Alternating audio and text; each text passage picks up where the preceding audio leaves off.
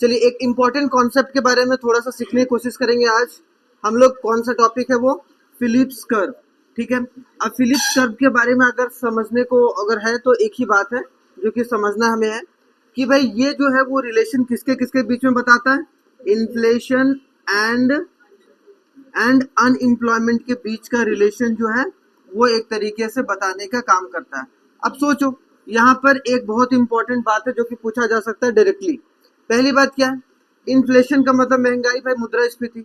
अगर मान लो कि इन्फ्लेशन अगर बढ़ रहा है तो इसका मतलब ये माना जाता है कि as per the Phillips curve क्या है भाई? अनएम्प्लॉयमेंट जो होगा, बेरोजगारी, वो क्या होगा? बताओ भाई, अनएम्प्लॉयमेंट क्या होना चाहिए? कम। मतलब कि महंगाई कितने दर से बढ़ रहा है उसके हिसाब से अनएम्प्लॉयमेंट कितना कम हो रहा है। क्योंकि हम लोगों ने पढ़ा था भाई कि इन्फ्लेशन बढ़ना, बहुत ज्यादा बढ़ना खतरनाक है देश के लिए, लेकिन थोड़ा बहुत बढ़ना देश देश के लिए ये इंडिकेशन होता है कि वो इकोनॉमिक ग्रोथ कर रहा है। उसको हम लोग क्या बोलेंगे? आर्थिक वृद्धि कर रहा है। मतलब अगर इकोनॉमिक ग्रोथ कर रहा है भाई तो सिंपल सी बात है कि अनएम्प्लॉयमेंट जो होगा वो एक तरीके से कम होगा, और सिंपल सी बात है एम्प्लॉयमेंट बढ़ रहा है। हाँ या ना? तो एम्प्लॉयमेंट बढ़ रहा है और इकोनॉमिक ग्रोथ भी हो रहा है, तो इन्फ्लेशन बढ़ रहा है।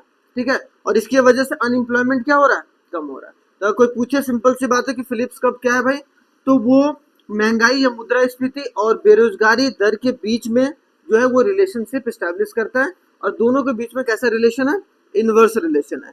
इसके पहले मैंने एक और कर्व बताया था। क्या कर्व था भाई? बेरोजगारी में, बेरोजगारी में बताया था, नहीं गरीबी में। पॉपुलेशन और क्या बताया था? इनकम डिस्ट्रीब्यूशन, आय का वितरण, जनसंख्या और आय का वितरण। कौन सा कर्व? लॉरेंज वक्र। वो दोनों वक्र थोड़ा सा याद रखना है, ये आंसर राइटिंग में भी काम आता है और कहीं कोट करने में भी काम आएगा, तो ये बात समझना है।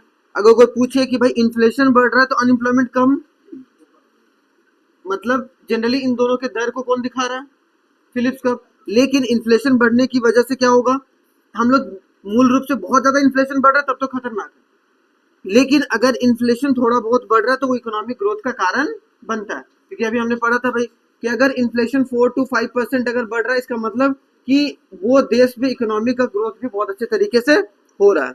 और अगर इकोनॉमी का ग्रोथ हो रहा है तो अपने आप ही क्या होगा भाई? एम्प्लॉयमेंट जनरेट होगा, और एम्प्लॉयमेंट जनरेट होगा तो अनएम्प्लॉयमेंट कम हो जाएगा। ठीक है, अब देखो भाई यहाँ पर आगे आ जाओ नेक्स्ट, इसको थोड़ा सा डिटेल में देखते हैं हम लोग। तो क्या बोला गया? अगर अनएम्प्लॉयमेंट डिक्रीज हो रहा है, हम लोगों ने क्या बोला? अगर बेरोजगारी जो क्या हो रहा है? कम हो रहा है, तो inflation will increase and vice versa. मतलब दोनों के बीच में उल्टा संबंध है। यदि बेरोजगारी घटती है तो मुद्रास्फीति बढ़ेगी, और उसके विपरीत जो भी है, इसका मतलब दोनों के बीच में। एक बात बताओ, जैसे डिमांड में होता है जब कीमत बढ़ता है तो क्वांटिटी डिमांडेड, मतलब मांग की मात्रा क्या होती है? कम होती है। और जब कीमत घटती है तो मांग की मात्रा क्या होती है? बढ़ती है। मतलब इन दोनों के बीच में भी विपरीत संबंध है। दोनों चीज, मतलब दोनों में कैसा संबंध है भाई? Inverse relation. लेकिन यही अगर सप्लाई में देखा जाए तो सीधा संबंध देखने को मिलता है। जब कीमत बढ़ता है तो क्वांटिटी डिमांडेड भी बढ़ता है। ठीक है, और जब प्राइस घटता है तो क्वांटिटी डिमांडेड भी घटती है। डिमांड और सप्लाई मनी एंड बैंकिंग के बाद पढ़ाएंगे। ठीक है, तो ये एक तरीके से याद रखना है। It represent the inverse relationship between employment rate and the inflation. It says that there is an inverse relationship between the rate of inflation and the rate of employment in an economy. ये वाली बात याद रखना है कि किसके द्वारा ये कॉन्सेप्ट दिया गया? A.W. फिलिप्स के द्वारा, जो कि first put forward this theory in 1958। तो 1958 में A.W. फिलिप्स के द्वारा ये कॉन्सेप्ट दिया गया कि भाई जो इकोनॉमी में जो इन्फ्लेशन है और अनएम्प्लॉयमेंट का जो रेट है उनके बीच में हमेशा इनवर्स रिलेशनशिप रहता है, और ये देखा भी गया, जिसकी वजह से इनके जो कॉन्सेप्ट को वो आज भी हम लोग मानकर चलते हैं। तो समझ में आया? तो फिलिप कर्व कुछ नहीं है, कुछ नहीं है क्या है? अभी क्यों नहीं बतिया रहे हो? हैं जी? एक आता है स्क्यूफ्लेशन। ठीक है, हमने पढ़ा था भाई, कल एक बात पढ़ा था हमने, क्या था भाई बताओ तुम? अगर ये टाइम है, ये टाइम का ग्राफ है, तो ये टाइम से अगर नीचे जा रहा है तो क्या बोलते हैं उसको? डिफ्लेशन। उसको अगर ऊपर जाएगा इसके तो रिफ्लेशन, और ये गया तो इन्फ्लेशन, और ये गया तो डिसइन्फ्लेशन। मतलब ये डिफ्लेशन हो गया, हमने पढ़ा था भाई। फिर ये क्या हो गया, रिफ्लेशन। फिर इसको हम लोग बोलेंगे इन्फ्लेशन, और इसको बोलेंगे डिस इन्फ्लेशन। ठीक है, और ये चक्र चलता रहता है जैसे बिजनेस साइकिल चलता रहता है। ठीक है, वो बिजनेस साइकिल वाले में बाद में पढ़ेंगे। पहला देखो यहाँ पर, अब स्क्यूफ्लेशन क्या होता है, तिरछा मुद्रास्फीति। It refers to the situation where there is an increase in the price of only a few goods or a group of goods while the price of other goods remain stable।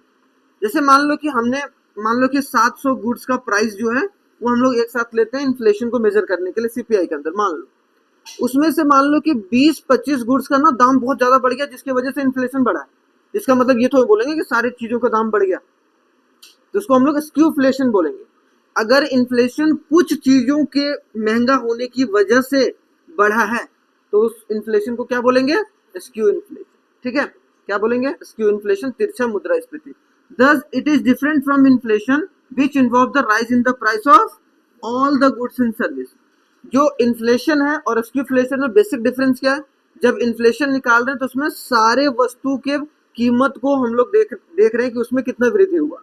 इसमें ये देख रहे हैं कि जो group of, जैसे हमने देखा कि भाई कि फ्रूट्स की महंगाई कितनी हुई, तो हम लोग स्क्यूफ्लेशन को मेजर कर रहे हैं सिर्फ फ्रूट्स को, कि फ्रूट्स में जो 8-10 फ्रूट्स हैं जो बेसिक, ऐसा नहीं कि ड्रैगन वाला, ड्रैगन फ्रूट भी होता है बहुत महंगा आता है, 200 रुपये का, 200 रुपये का एक ही पीस आता है कि, या 100 रुपये का आता है पता नहीं, हाँ वैसे ही आता है। मैंने भी कभी कभी ट्राई करा, वो अजीब सा लगता है खाने में भी, है कि टेस्ट नहीं होता, लेकिन वो हेल्थ के लिए अच्छा होता है। लेकिन सोचो, मैं वो बात नहीं कर रहा हूँ, मैं बोल रहा हूँ बेसिक चीजों को, अगर फल फ्रूट, तो वो अगर उसमें इन्फ्लेशन निकालेंगे तो कौन सा इन्फ्लेशन होगा, स्क्यूफ्लेशन। क्लियर, तो ये बात याद रखना है। In India it holds true for the food items, कि भाई अगर फूड का आइटम की प्राइस जो है बहुत बढ़ गई, इसका मतलब वहाँ स्क्यूफ्लेशन के बारे में बात किया जा रहा है, क्योंकि वहाँ इन्फ्लेशन के बारे में बात नहीं किया जा रहा है। जनरली हमारे देश में जो फूड का होता है वो बहुत ऊपर नीचे होता रहता है, तो जो कि एक बहुत बड़ा रीजन है जो कि हम लोग यहाँ पर देख सकते हैं। ठीक है, स्क्यूफ्लेशन समझ में आ गया भाई, थैंक यू। तो ये आपका फिलिप कर्व और खास करके पूरा इन्फ्लेशन का चैप्टर खत्म होता है। अभी तुरंत हम लोग मनी बैंक में स्टार्ट करेंगे। धन्यवाद।